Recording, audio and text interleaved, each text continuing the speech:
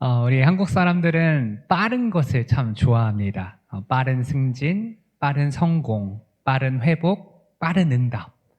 빠르다, 빨리라고 하는 단어가 붙으면 이건 진짜 우리 민족의 종족 특성인 것 같이 그렇게 받아들여지죠. 내비게이션을 통하여서 우리가 어느 곳을 간다 할지라도 검색할 때 항상 최단 시간, 또 최단 거리를 찍습니다. 우리는 조금만 돌아간다 할지라도 뭔가 손해보는 것 같고요. 또 조금만 늦어져도 초조하고 불안합니다.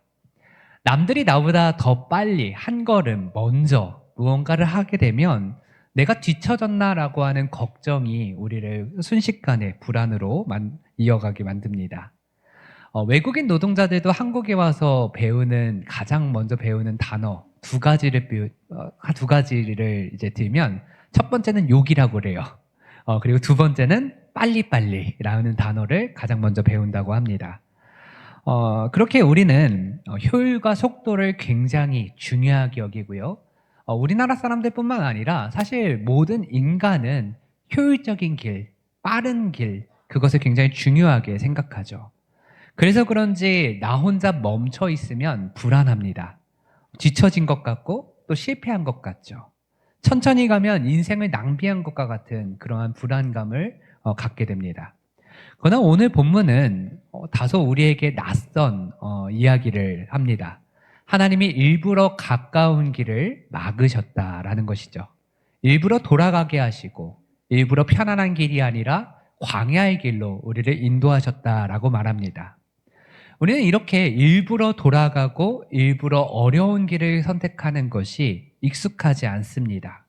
그리고 종종 우리는 기도를 할 때에 우리의 문제의 상황을 두고 하나님, 빨리 응답해 주세요. 하나님, 내가 생각하기에 이렇게 응답하시는 게 가장 좋은 길인 것 같아요. 라고 외치고 또 하나님이 내가 생각하기에 빠른 길, 내가 생각하기에 옳은 길을 허락하시지 않으면 원망하기도 합니다. 그렇다면 하나님은 왜 모든 인간들이 우리의 기도도 마찬가지지만 빠르고 정확하고 내가 생각하기에 가장 효율적인 길을 내어주지 아니하시고 돌아가게 하셨는가? 거기에 무슨 하나님의 뜻이 있는가? 그것을 본문을 통하여서 함께 살펴보고자 합니다. 오늘 본문의 17절에 보면 바로가 백성을 보낸 후에 블레셋 사람의 땅의 길은 가까울지라도 하나님이 그들을 그 길로 인도하지 아니하셨으니 라고 말합니다. 이스라엘이 애굽에서부터 이제 나오게 되었어요. 이제 애굽에서부터 출애굽할 수 있는 딱 그 시간이 되었습니다.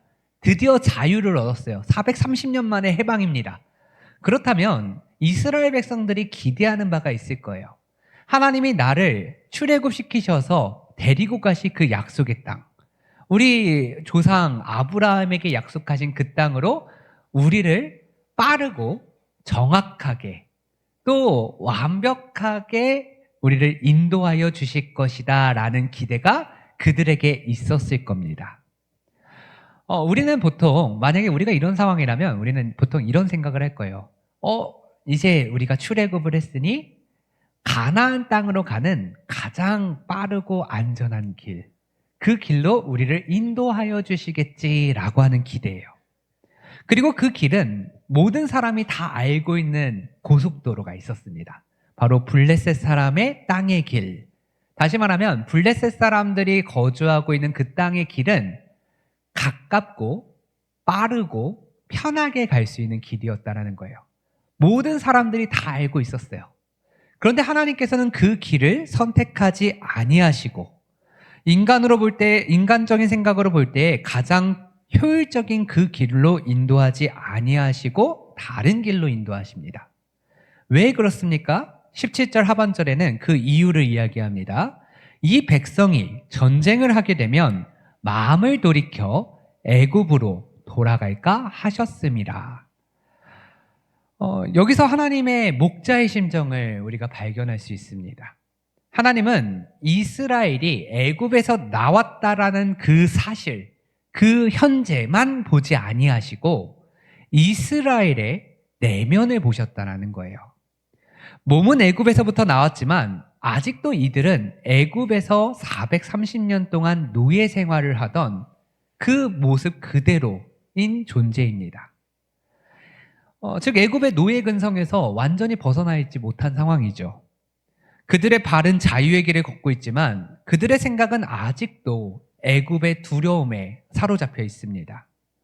출애굽은 했지만 그들이 전쟁을 하게 되면 그 전쟁을 감당할 만한 믿음의 근육이 아직 없는 상태였다는 것이죠. 그런데 인간이라는 것이 그렇습니다. 우리들은 이렇게 생각해요. 나를 이런 어떤 상황으로, 어떤 환경으로 내가 바뀌게 되면 나는 다른 존재가 될 거야. 그래서 어떤 분은 이런 이야기를 합니다. 사람이 지위를 만드는 것이 아니라 그 지위가 주어지면 그런 사람이 되더라. 근데 사실 그렇지 않아요. 저라는 사람이요, 여기에 있으나, 혹은 저가 만약에 아까 전에도 이렇게 시의원 선거 때문에 이걸 뭐 나눠주시던데, 제가 만약에 국회의원이 됐어요. 국회의사당으로 갔어요. 그럼 제가 교회에 있으나 국회의사당에 있으나 저라는 사람의 본질은 바뀌지 않아요. 환경이 바뀌었지만. 물론 그럴듯하게 모양은 보여낼 수는 있어요. 껍데기는 그럴듯하게 만들 수 있어요. 하지만 본성은 바뀌지 않는 거예요. 제 모습 그대로 여기에서도 거기에서도 그 모습 그대로인 겁니다. 자리가 바뀌면 믿음도 강해질 것 같지만 그렇지 않습니다. 환경이 바뀌면 내 존재가 바뀔 것 같지만 그렇지 않아요. 문제가 해결되면 인생이 더 나아질 것 같고 내가 더 나은 존재가 될 것 같지만 그렇지 않은 것이 인간입니다. 이스라엘의 모습도 마찬가지예요. 이들이 출애굽을 한다 할지라도 이들의 본성은 바뀌지 않아요. 원래 그 모습 그대로였던 거예요. 하나님은 그것을 알았던 겁니다. 여전히 애굽의 문화와 애굽에서의 습관이 그들에게 남아 있었고, 여전히 그들이 두려워하는 것은 바로의 압제였고, 여전히 그들은 노예의 그 모습 그대로였다라는 것을 아셨던 거예요.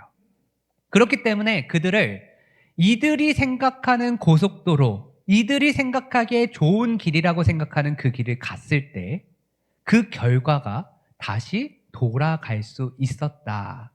그 내면, 그 본성, 그 정체성을 하나님은 아셨다라는 것이죠. 그래서 하나님은 이스라엘을 위하여 가까운 길을 막으십니다.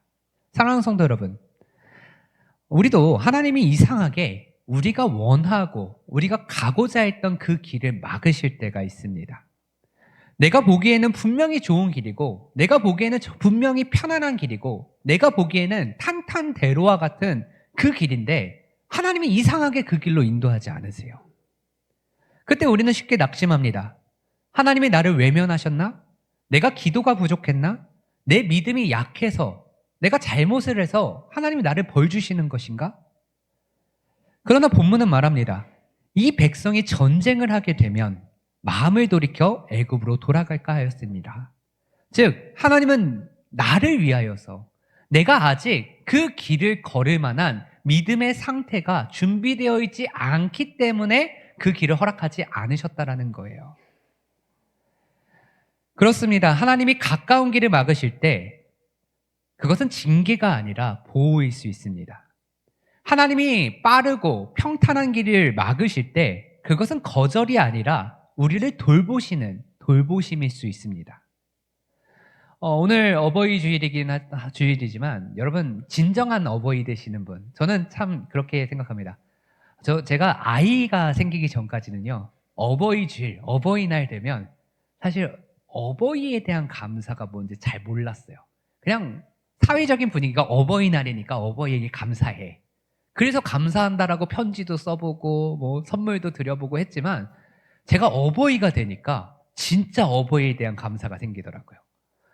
아이를 키워보니까 이게 쉽지만은 않습니다. 이 아이 한 사람의 인생, 그 인생이 부모가 무엇을 하느냐에 따라서 아이의 인생이 달라질 것을 알게 되니까 정말 아이들 한 명 한 명을 키울 때마다 이 부모의 마음이 더 커지고 또 부모의 마음이 더 커지면 커질수록 와, 내가 진짜 우리 부모님한테 얼마나 못된 자식이었는가를 알게 되더라고요. 근데 우리 하나님을 우리가 아버지라고 부르죠. 하나님을 보면 하나님은 진정한 부모의 모습을 다 갖추고 계신 분이에요. 우리가 아이를 키울 때 저희 하율이도 그렇고 하민이도 그렇지만 이 아이들은 자기들 눈에 좋은 것들을 갖고 싶어 합니다. 최근에는 우리 하율이가 이제 칼싸움 하는 영상을 보더니 칼싸움을 하고 싶었나 봐요. 근데 칼을 갖고 싶어 하는데 초등학교 1학년짜리 아이에게 누가 칼을 줍니까? 이 칼을 준다라는 것은 그건 부모가 할 일이 아니죠. 부모는 당연히 아이에게 위험이 있을 것을 예측하고 위험의 요소를 없애야 됩니다. 그래서 칼을 주지 않아요. 하민이도 이제 뜨거운 이 주전자를 보면은 이게 반짝반짝하니까 만지고 싶어 해요.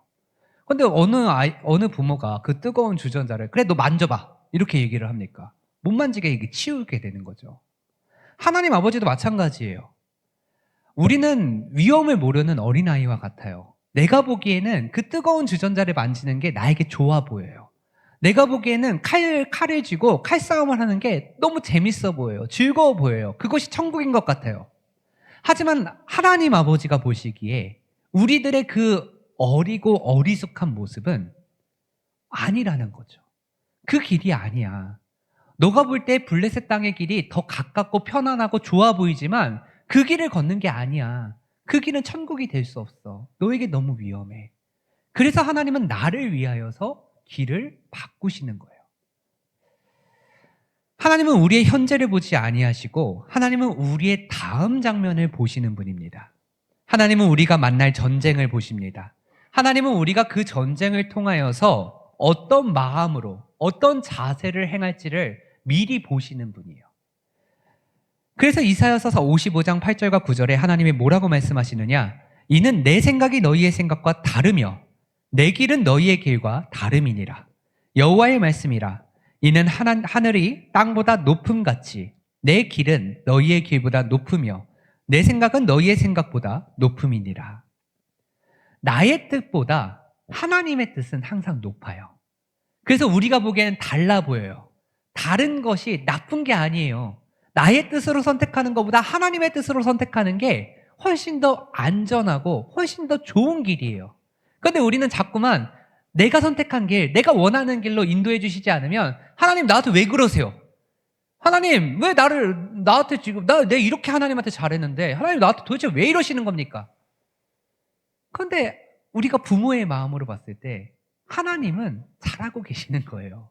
우리가 그저 어린아이와 같이 천국의 길이 아니고 오히려 저주받은 길과 같은 그 길을 내가 좋다고 선택하는 것뿐이죠. 그렇게 하나님은 나의 뜻과는 다른, 내가 보기에는 좋은 것 같지 않은 그 길을 내어주십니다. 18절에 보면 홍해의 광야의 길로 우리를 인도하여 주시는 것이죠. 광야는 편한 곳이 아닙니다. 광야는 먹을 것이 항상 부족한 곳이에요. 광야는 위험이 도사리고 있는 곳입니다. 생명의 위협이 날마다 상주하는 곳이 바로 광야입니다. 그런데도 하나님은 이스라엘을 광야로 이끄셨습니다. 왜 광야인가? 사람들이 보기에는 그 광야나 죽는 곳이지만 하나님의 시선에서 이 광야는 우리를 살리는 곳입니다. 광야는 원망하던 입술을 기도하는 입술로 바꾸는 학교입니다. 광야는 보이는 양식을 의지하던 백성들을 하늘의 만나와 메추라기로 먹이시고 입히시는 구원의 은혜를 경험하는 장소가 되는 거예요. 사랑하는 성도 여러분, 여러분들의 인생 가운데 광야의 길이 열려 있습니까? 예상보다 내 예상과는 다른 길이 우리의 삶 가운데 펼쳐졌습니까? 기도했는데 길이 빨리 열리지 않는 것 같고 다른 사람들은 순탄하게 가는데 나의 인생은 계속 어려움을 겪는 것 같습니까? 여러분, 하나님이 돌아가게 하신 그 길에 하나님의 뜻이 있습니다. 하나님이 지연시키신 그곳에 은혜가 있습니다. 하나님이 막으신 것 같은 그 길은 하나님이 우리를 보호하여 주시는 길입니다. 가까운 길이 막혔다고 버림받은 것이 아닙니다. 오히려 하나님이 여러분들을 너무나 잘 알고 계시기 때문에 막으신 겁니다. 우리의 믿음이 꺾이지 않도록, 우리의 마음이 애굽으로 돌아가지 않도록, 우리의 영혼이 전쟁 때문에 주저하지 않도록 우리를 돌아가게 하여 주시어서 우리를 살리시고 우리에게 은혜를 주시는 길인 것이죠. 그런데 이러한 길 가운데 본문은 이상한 장면 하나를 우리에게 주고 있습니다. 19절을 보면 모세가 요셉의 유고를 가졌으니 이는 요셉이 이스라엘 자손으로 단단히 맹세하게 하여 이르기를 하나님이 반드시 너희를 찾아오시리니 너희는 내 유고를 여기서 가지고 나가라 하였음이더라. 여러분, 출애굽의 상황을 한번 생각해 봅시다. 제가 이렇게 한번 예시를 드릴게요. 지금 여러분 예배 중간이에요. 저는 아직 설교가 맞춰지지 않았어요. 그런데 제가 지금 여기서 이런 얘기를 할게요. 자, 이제 집에 가세요. 왜 안 가세요? 그쵸? 설교 시간 중간에 갑자기 분명히 설교 시간 중간인데 아무리 생각해보면 설교가 끝난 것 같지도 않고 예배가 끝나지도 않았는데 집에 가세요! 라는 말을 들으면 여러분들 머릿속에 가라는 거야 말라는 거야? 라는 혼란이 찾아옵니다. 430년 동안 노예 생활을 하고 있었던 이스라엘 백성들에게 어느 날 갑자기 바로가 야, 너 모세 따라서 가! 딱 그러면 이스라엘 백성들 머릿속에도 가라는 거야 말라는 거야. 일단은 뭐 가라니까 갈 준비를 해야 되는데 도대체 뭘 챙겨야 되는 거, 뭐 어떡하지? 라는 혼란이 그들 가운데 있었을 거예요. 그리고 모세는 분명히 그 자리에서 빨리 챙겨가지고 우리 하나님께서 약속하신 땅으로 가자라고 이야기를 하고, 그래, 지도자인 모세가 그렇게 얘기하니 일단 뭐 챙길 거 있어 빨리 챙겨. 일단 이제 가나안 땅으로 갈 준비를 하자 하면서 막 이제 챙기기 시작했을 거예요. 분주한 가운데 있었을 거고 막 이 혼란스러운 가운데 있었을 겁니다.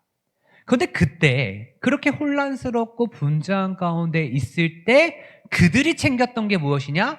바로 요셉의 유골이었어요. 요셉의 유골. 그냥 챙긴 게 아닙니다. 만약에 우리한테 갑자기 야, 너 우리 한민족 이제 다 챙겨가지고 가진 거 다 챙겨가지고 이제 뭐 외국으로 다 이주할 거야 라고 하면 여러분들이 생필품 먼저 챙기고 먹고 살 거부터 챙기고 의류 챙기고 그러지, 누가 이렇게 조선 왕조 왕실의 뼈들을 뭐 이순신 장군의 그 뭐 뼈를 그렇게 챙겨가지고 가는 사람 없잖아요. 그러니까 이거는 그냥 챙기고 뭐 민족적인 이유 때문에 챙긴 것이 아니라 정확한 의도가 있는 하나님의 그림 중에 한 장면입니다. 왜 챙겼냐라고 얘기하느냐? 19절 하반절은 하나님이 반드시 너희를 찾아오시리니 너희는 내 유고를 여기서 가지고 나가라 하였기 때문에 챙겼다라고 얘기가 나와요. 이것을 창세기 50장 24절 25절에 이 내용이 정확하게 나오는데, 창세기 50장 24절과 25절에 보면 요셉이 그의 형제들에게 이르되 나는 죽을 것이나 하나님이 당신들을 반드시 돌보시고, 하나님이 당신들을 반드시 돌보시고 당신들을 이 땅에서 인도하여 내사, 이 땅에 머무르게 하지 아니하시고 이 땅에서 인도하여 낼 거야. 내가 내사 아브라함과 이삭과 야곱에게 맹세하신 그 약속의 땅 거기에 이르게 하시리라 하고, 요셉이 또 이스라엘 자손에게 맹세시켜 이르기를 하나님이 반드시 당신들을 돌보시리니 당신들은 여기서 내 해골을 메고 올라가겠다 하라 하였더라. 자, 정리하면 이거예요. 요셉이 이제 죽기 전에 유언으로 예언을 남기는데 하나님이 너희와 함께하고 계셔. 하나님이 너희를 가나안 땅, 너희들 조상 아브라함에게 약속하신 그 땅으로 너희를 반드시 인도하여 내실 거야. 자, 하나님은 그 약속을 지키실 거야. 그러면 너희는 그때 내 해골, 내 유골을 가지고 가서 내가 하나님의 백성이고 하나님이 나를 향하여 약속을 지키실 것을 내가 믿습니다 라고 하는 증거로 삼아, 믿음의 고백으로 삼아 라고 얘기를 하는 거예요. 그러니까 요셉의 유골은 뭐 민족의 정체성 이런 것이 아니라 하나님이 너희들의 하나님이야. 하나님이 너희들에게 하신 약속은 반드시 지키실 거야. 너희들은 그 약속을 믿는 자라는 믿음의 고백을 이 유골에 담아. 그게 요셉의 유골의 의미였던 거예요. 그래서 생각해 보세요. 이스라엘이 출애굽해서 가나안 땅에 들어갈 때까지 40년의 광야길에 그들의 중심에는 무엇이 있었느냐? 요셉의 유골이 있었습니다. 그럼 그들이 그 발걸음을 내딛고 갈 때마다 요셉의 유골을 보면서 무슨 생각을 했을까요? 하나님이 나를 이곳으로 인도하셨어. 하나님이 이 인도하심의 끝에 약속의 땅 가나안 땅을 허락하여 주실 거야. 하나님은 약속을 430년 전에 하신 약속 지키시는 하나님이니 지금 이 상황, 이 고난, 이 광야, 이 속에서도 하나님은 나와 함께하고 계셔. 그 믿음의 고백이 담겨져 있는 게 바로 요셉의 유골이라는 것이죠. 여러분, 이게 믿음입니다. 믿음은요, 지금 내가 겪고 있는 광야를 바라보고 내가 겪고 있는 이 광야 속에서 겪고 있는 고난을 바라보는 게 믿음이 아니에요. 믿음은 그 속에 하나님의 약속이 나와 함께하고 계신다라는 걸 믿는 게 믿음이에요. 믿음은 지금 길이 광야 같아도 하나님이 오래전부터 말씀하신 그 약속은 반드시 이루어질 것이다. 그것을 믿는 겁니다. 우리들의 눈에는 돌아가는 길이고 험난한 길이고 죽는 길입니다. 그러나 요셉의 유골은 이 길이 하나님이 함께 하시는 길이고 믿음의 길이라는 것을 보여주고 있는 거예요. 우리의 인생도 그렇습니다. 여러분들 인생 가운데 광야가 아닌 인생이 없어요. 고난이 없는 인생이 없습니다. 돌아가는 길처럼 보여요. 지체되는 시간처럼 보입니다. 그러나 하나님의 백성에게는 약속이 있습니다. 반드시 지켜질, 반드시 이루실 하나님의 약속이 있어요. 로마서 8장 28절에 보면 우리가 알거니와 하나님을 사랑하는 자, 곧 그의 뜻대로 부르심을 입은 자들, 우리들에게는 모든 것이 합력하여 선을 이루느니라 라고 하나님이 약속하셨습니다. 여러분, 이 약속이 어떤 약속이냐면요, 우리의 인생 속에 수많은 문제가 있고 수많은 고난들이 있어요. 그게 우리들의 인생이에요. 근데 하나님을 믿는 자, 하나님을 사랑하는 자, 하나님의 선택을 입은 우리들은요, 그 사건들을 깨어보니 합력하여 선을 이루고 있었더라. 하나님의 일이 이루어지고 있었더라라는 거예요. 이것이 성경을 보면요, 어느 인생이 정확하게 그게 드러나냐면 요셉의 인생을 보면 정확하게 드러납니다. 요셉이 태어나서 애굽의 총리가 될 때까지 그의 인생은 고난뿐이었어요. 형제들에게 시기 질투를 당하고요, 죽음을 당할 뻔하고요, 그리고 팔리고요, 종살이하고요, 감옥에 갇히고요. 30세가 될 때까지 그의 인생은 완전 저주받은 인생이었고 끔찍한 인생이었어요. 그런데 그가 요셉이 총리가 되고 나서 어떤 일이 발생합니까? 7년의 풍년이 있고 난 다음에 7년의 대기근이 찾아옵니다. 7년의 대기근을 준비하게 하셨어요. 요셉을 통하여. 준비하게 되니까 요셉을 통하여서 애굽 사람들을 살고 애굽 주변에 있는 모든 민족이 그 기근 가운데서도 생명을 유지할 수 있게 되는 거예요. 그러고 나서 요셉이 형들에게 이렇게 고백합니다. 창세기 50장 20절에 당신들은 나를 해하려 하였으나 하나님은 그것을 선으로 바꾸사 오늘과 같이 많은 백성의 생명을 구원하게 하시려 하셨나니. 여러분, 우리의 인생 가운데 고난이 있어요. 문제가 있어요. 요셉과 같아요. 그런데 그 길의 끝은 저주받은 인생이 아니라는 거예요. 그 길의 끝에는 하나님이 그 구슬을 깨우셔서 하나님의 일을 이루신다라는 거예요. 합력해 보니까 이것이 선한 일이었더라. 하나님의 뜻이 드러나는 일이었더라. 생명을 살리는 일이었더라. 라는 거 고백하게 하신다라는 거예요. 여러분, 이게 그냥 요셉의 시대에 있었던 일, 그리고 출애굽하는 그 400년 뒤에 있었던 일이 아닙니다. 2000년 전에도 똑같아요. 여러분, 2000년 전에 예수님의 십자가가 우리 가운데 있기 전까지 어떤 일이 있었습니까? 여러분, 우리는 죽음이 우리를 쫓아오고 우리가 가는 인생의 끝은 죽음이었어요. 여러분, 우리의 인생은 고난이에요. 원래 고난이에요. 저주받은 인생과 같아요. 그런데 예수님의 십자가를 만나게 되니까 어떤 일이 발생합니까? 죽음이 아니라 생명의 길이 열리는 거예요. 우리의 인생도 그렇고 하나님의 구속의 역사도 그래요. 이 모든 것들이 증명하고 있는 건 하나님은 우리의 고난의 상황이 고난의 상황으로 끝나기를 원하지 아니하시고 그것을 통하여서 하나님의 선한 일을 이루시는 분이 여러분들의 하나님이라는 거예요. 여러분, 이 인식이 우리에게 잡히면요, 내 상황 속에 나타나는 이 고난의 현장에 대한 나의 반응이 바뀝니다. 돌아가는 길을 걷고 있는 것 같죠? 고난의 길이고 답답하고 화가 나고 저주받은 길인 것 같은 이 길이 그 길의 끝에 나는 버림받았어가 아니라 그 길의 끝에 하나님이 일하신다. 나를 통하여 하나님이 생명을 주신다. 영원한 생명을 주신다.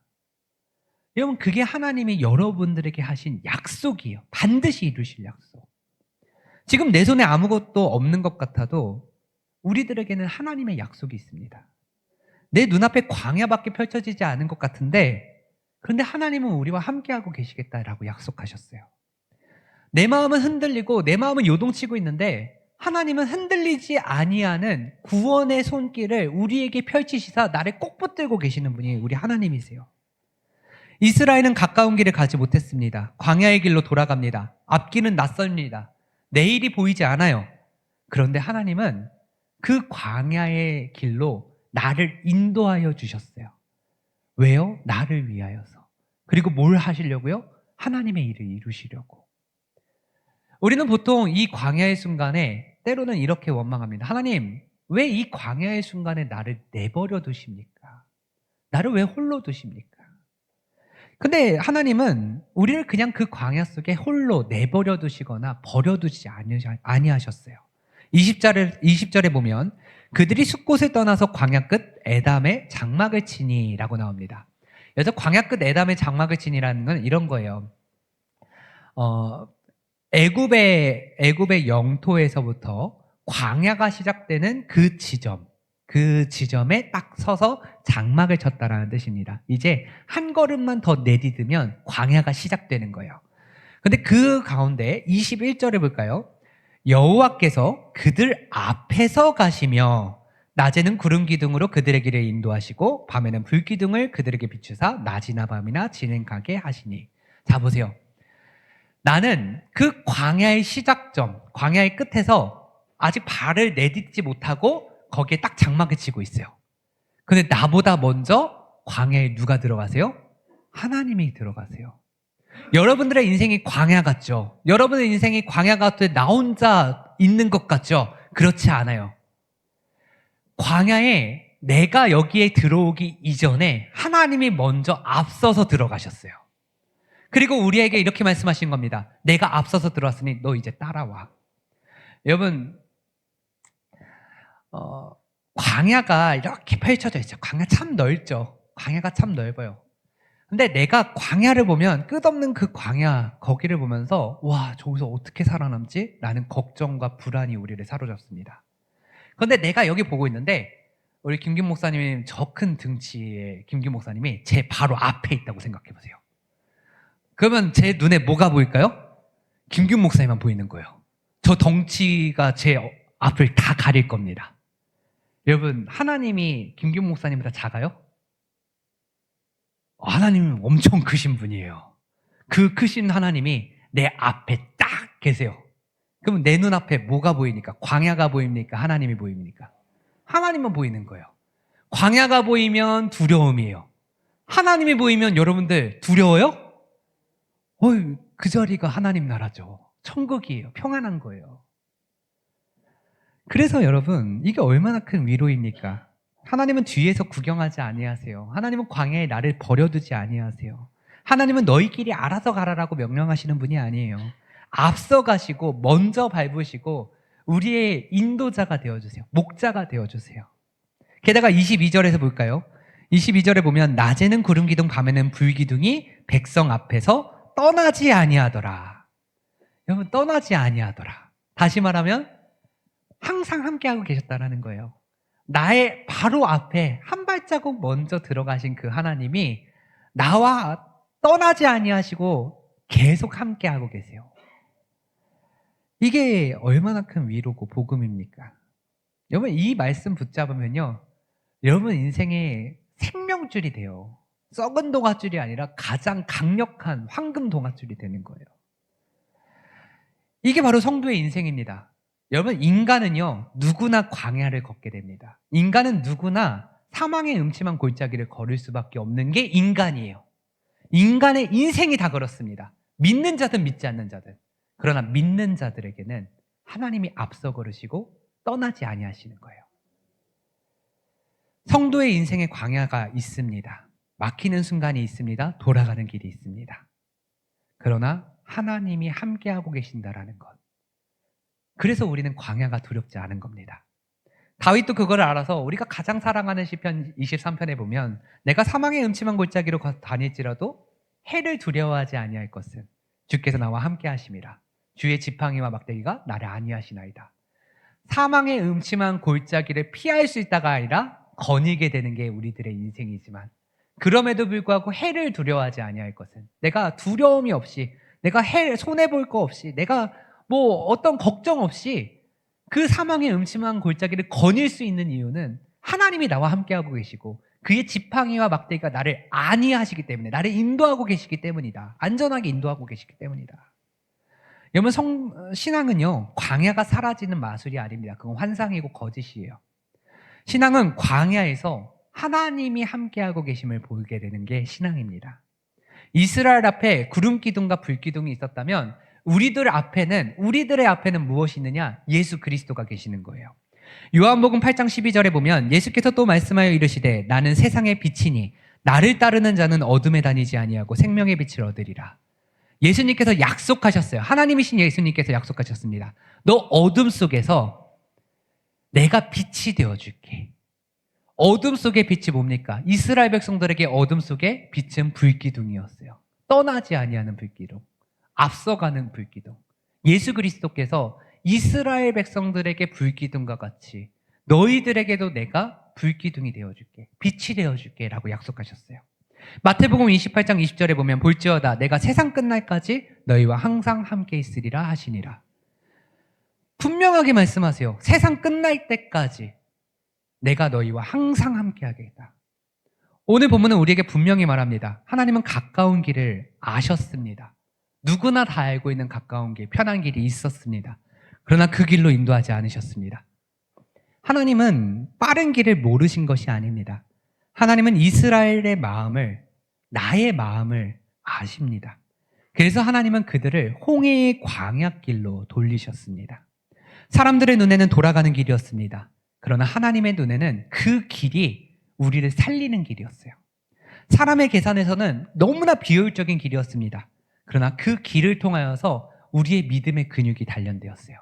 우리의 정체성이 430년 동안 노예 생활했던 우리의 정체성이 광야 40년 동안 하나님의 자녀가 되는 정체성으로 바뀌게 되었어요.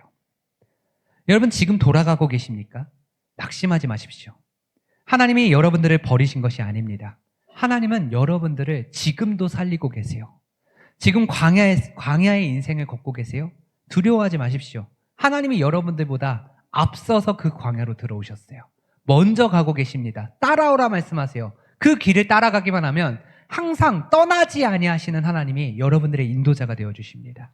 오늘 이 시간 주님 앞에 여러분들의 마음을 내려놓았으면 좋겠어요. 주님, 내 삶이 돌아가는 것 같습니다. 내 삶이 막힌 것 같습니다.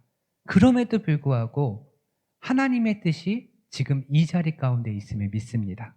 주님, 빠른 길보다 주님이 함께 하시는 길, 그 길이 나에게 더 좋은 길, 더 나은 길, 더 천국의 길이라는 것을 믿기를 원합니다. 이 믿음으로 여러분들 서시기를 바랍니다. 이 믿음으로 여러분들 가정을 위하여 기도하셨으면 좋겠어요.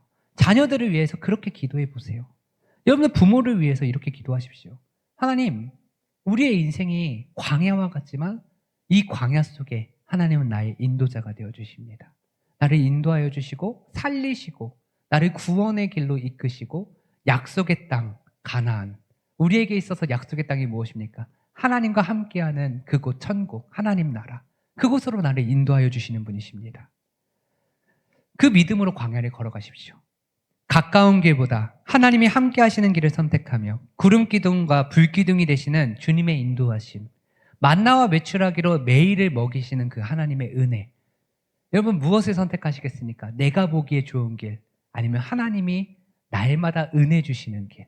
어떤 게 정말 천국의 길입니까? 그 길이 어디든 하나님이 기뻐하시는 그 길을 걸어감으로 날마다 은혜로 감사와 찬양을 올려드리는 저와 여러분들 되시기를 간절히 축원합니다.